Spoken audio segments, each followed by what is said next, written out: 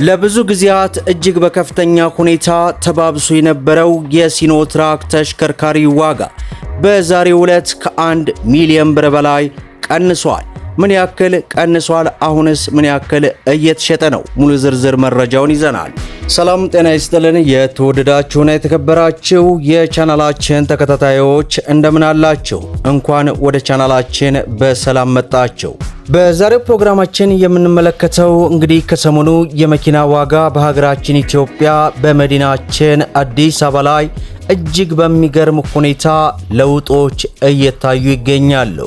ከዚህም አንዱ ለብዙ ጊዜያት በከፍተኛ ሁኔታ ተቀጣጥሎ የነበረው የሲኖትራክ ተሽከርካሪ በዛሬው ዕለት እንግዲህ ከ1 ሚሊዮን ብር ቀንሷል። በካሽ ምን ያክል እየተሸጠ ነው? 50% በባንክ ምን ያክል ነው የሚለውን መረጃ አካተን እንግዲህ ወራችንን ጠብቀን ከች ብለናል። እንደምታውቁት በዚህ ቻናል የመኪና ዋጋ ሲጨምር ጨምሯል፣ ሲቀንስ ቀንሷል እያልን እየተከታተልን ወራችንን ጠብቀን የምናደርስበት ቻናል ነው። ቪዲዮን ላይክ፣ ቻናሉን ደግሞ ሰብስክራይብ እያደረጋችሁ እስከ መጨረሻው ድረስ ተከታተሉ። እንግዲህ ክቡራን ተመልካቾቼ ዛሬ ይህንን ቪዲዮ ስሰራ ነሐሴ 20 ቀን 2018 ነው።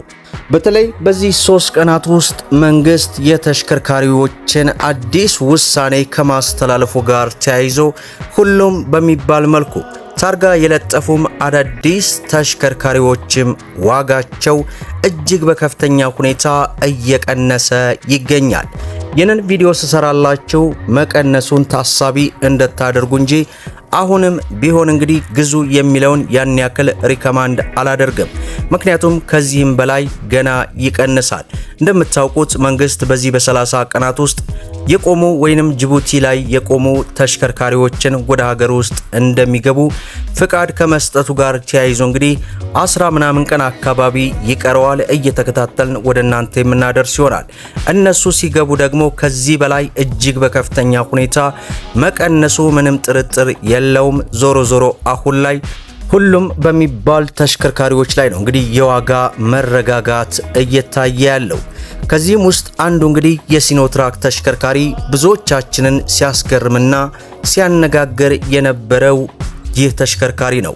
ዛሬ እንግዲህ ከ1 ሚሊዮን ብር በላይ ቅናሽ ማድረጉን ተከትሎ ይህንን መረጃ ወደ እናንተ ላደርሳችሁ ወድጃለሁ። እንግዲህ ከአንድ ወር በፊት ወደ እናንተ የሲኖትራክ ተሽከርካሪ ዋጋን በባንክ እንዲሁም በካሽ አድርሳችሁ እንደነበር ይታወሳል። ያ ማለት በባንክ ወይንም 50% በባንክ አማራጭ በዚያ ሰዓት እስከ 20 ሚሊዮን 500 ሺህ ብር አካባቢ ደርሶ እንደነበረ መረጃውን ያደረስኳችሁ ሲሆን ሰሞኑን እንግዲህ በዚህ በአንድ ወራት ውስጥ የነበረበት መረጋጋትን ተከትሎ ወደ 19 ሚሊዮን 500 ሺና 19 ሚሊዮን ብር ገብቶ ነበር። ዛሬ እንግዲህ ይህንን ቪዲዮ ስሰራላችሁ ከ1 ሚሊዮን ብር በላይ ቅናሽ በማድረግ 50% በባንክ አማራጩ አሁን ላይ ከ18 ሚሊዮን 300 ሺህ ብር ጀምሮ እየተሸጠ ይገኛል። ያ ማለት ግማሹን ከፍላችሁ ቀሪውን በባንክ ያው መረጃው እንደ መረጃነቱ እንጂ በባንክ የሚለውን ነገር እኔ በፍጹም አልደግፈው። ዞሮ አሁን ላይ ያለበትን የዋጋ መረጃ ነው። ይህም ቅናሽ ላይባል ይችላል። ገና ከዚህ በታች ይወርዳል። በካሽ የሚሸጥበት ዋጋ የዛሬ ወር አካባቢ ሳደርሳችሁ እንግዲህ በካሽና በባንክ መካከል ሰፊ ልዩነት እንዳለ ብዙ ጊዜያት ስነግራችሁ ነበር። በዚያ ሰዓት እንግዲህ በካሽ እስከ 19 ሚሊዮን ብር እንዲሁም 18 ሚሊዮን 500 ሺህ ብርም እየተሸጠ እንደነበር አድርሻችኋለሁ። ዛሬ እንግዲህ ከቦታ ቦታ ልዩነት ቢኖራቸውም ከ15 ሚሊዮን 800 ሺህ ብር ጀምሮ ያ ማለት ሸራ ባለውና ሸራ በሌለው መካከል በመካከሉ የ1 ሚሊዮን ብር ልዩነት አለ። በነገራችን ላይ ብዙዎቻችሁም ትጠይቃላችሁ፣ ሸራ ያለው ምንድነው? ሸራ የሌለው ምንድነው ትላላችሁ። በእርግጥ የፍሬን ሸራ አይደለም። ሁሉም መኪኖች የፍሬን ሸራ ፊክስድ የሆነ ነው። ምክንያቱም ያለ ፍሬን ሸራ መጓዝ ስለማይቻል ማለት ነው። ነገር ግን ሸራ የሚባለው ከላይ እቃ ለመጫን ወይንም እቃ ጭናችሁ የሚዘጋ ፋብሪካው ሰርቶት የሚያስገባለ እንዲሁም ደግሞ ምንም ነገር ባዶ ሆኖ የሚገባለ። ከኢትዮጵያ ውጭ በዓለም አቀፍ ደረጃ ሸራ ያለው ዋጋው ይጨምራል። ኢትዮጵያ ውስጥ ግን ለምን እንደሆነ አይገባኝም። እስኪ እናንተ ከሸራ ካለውና ከሸራ ከሌለው የትኛውን ትመርጣላችሁ?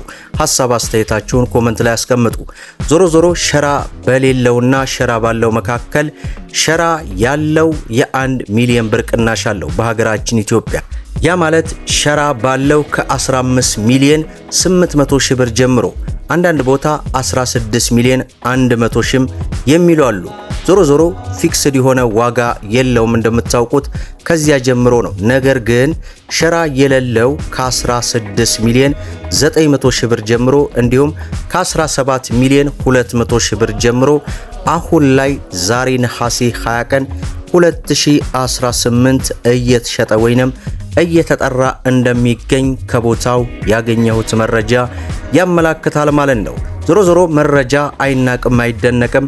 ነገር ግን ይህንን መረጃ ቀንሷል ብዬ ስሰራላችሁ እንደቀነሰ በግልጽ እየተመለከትን ነው።